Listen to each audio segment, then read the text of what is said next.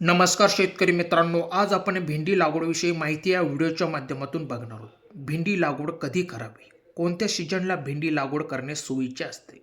जर तुम्ही भेंडी उत्पादक शेतकरी असाल तर हा व्हिडिओ खास तुमच्यासाठीच आहे. तुम्ही जर चॅनलवर नवीन असाल तर चॅनलला सबस्क्राईब करून व्हिडिओ आवडला तर लाईक शेअर कमेंट्स करा.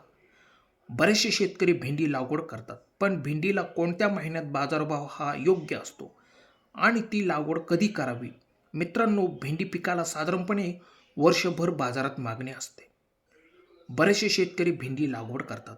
साधारणपणे खरीप, रब्बी, उन्हाळी या 3 हंगामात लागवड होऊन खरीप हंगाम हा जून-जुलै मध्ये असून त्याच वेळेस पाण्याची टंचाई नसते. म्हणून ह्या काळात भरपूर शेतकरी भेंडी लागवड करतात. त्यानंतरचा सीजन आहे ऑक्टोबर-नोव्हेंबर. यामध्ये पण लागवड ही योग्य मानली जाते. परंतु सर्वात जास्त मागणी ही जानेवारी-फेब्रुवारी म्हणजेच उन्हाळी सीजन. यावेळेस भेंडीला बाजारात मोठ्या प्रमाणात मागणी असते. म्हणून निवड करायची असल्यास आपल्याकडे मुबलक प्रमाणात पाण्याची सोय असल्यास आपण उन्हाळ्यात भेंडी लागवड करून मोठ्या प्रमाणात उत्पादन घेऊ शकतो. कारण यावेळेस जवळपास बऱ्याच शेतकऱ्यांकडे पाणी हे कमी म्हणजे जवळपास नसतेच. आणि ज्या शेतकऱ्यांकडे असते त्यांची भेंडी बाजारात विक्रीसाठी जाते. त्यावेळेस भेंडीला आवक कमी असल्याने बाजारभाव खूप मोठ्या प्रमाणात असतो. म्हणून शेतकरी मित्रांनो, सीजन निवडताना उन्हाळी जानेवारी-फेब्रुवारी हा निवडावा. परंतु तुम्ही 3ही सीजनमध्ये लागवड करू शकता. त्यानंतर खूप महत्त्वाचे म्हणजे लागवडीपासून ते काढणीपर्यंत बऱ्याच अडचणी येतात. त्या म्हणजे रसशोषक किडी, भुरी, मावा, तुडतुडे. त्यानंतर खतांचे व्यवस्थापन या गोष्टींकडे कसे लक्ष दिले पाहिजे.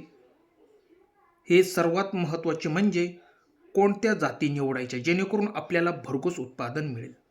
तर तुम्ही ॲडव्हान्टा कंपनीचे राधिका किंवा एलोरा कंपनीची सुकन्या अशा अनेक जाती तुम्ही योग्य जातीची निवड करून सहज लागवड करू शकता.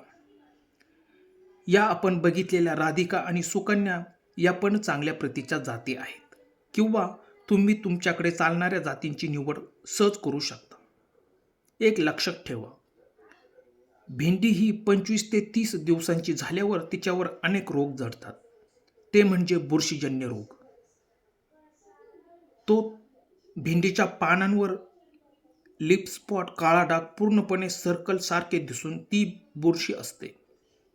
ती वेळेत आटोक्यात आली नाही तर ती पूर्णपणे आपले भेंडी पीक संपून टाकेल. त्यासाठी आपण त्याला चांगल्या प्रकारचे बुरशीनाशक ते म्हणजे रोको आणि साप पावडर तुम्ही सहज वापरू शकता आणि आपल्या रोगाला आटोक्यात आणू शकता.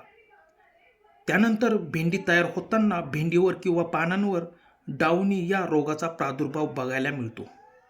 हा पण रोग खूप घातक असून या रोगाने योग्य वेळी नियोजन जर केले नाही तर ती भेंडी पूर्णपणे नष्ट करून टाकू शकतो. त्यासाठी तुम्ही चांगल्या प्रकारचे बुरशीनाशक म्हणजेच बाविस्टीन वापरून रोगाला आटोक्यात आणू शकता.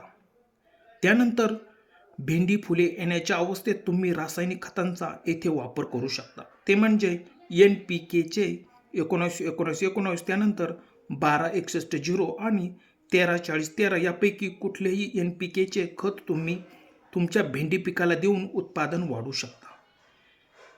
मित्रांनो, या पद्धतीने मॅनेजमेंट केले तर आपल्याला भेंडी पिकातून खूप मोठ्या प्रमाणात नफा मिळू शकतो. मित्रांनो, दिलेली माहिती कशी वाटली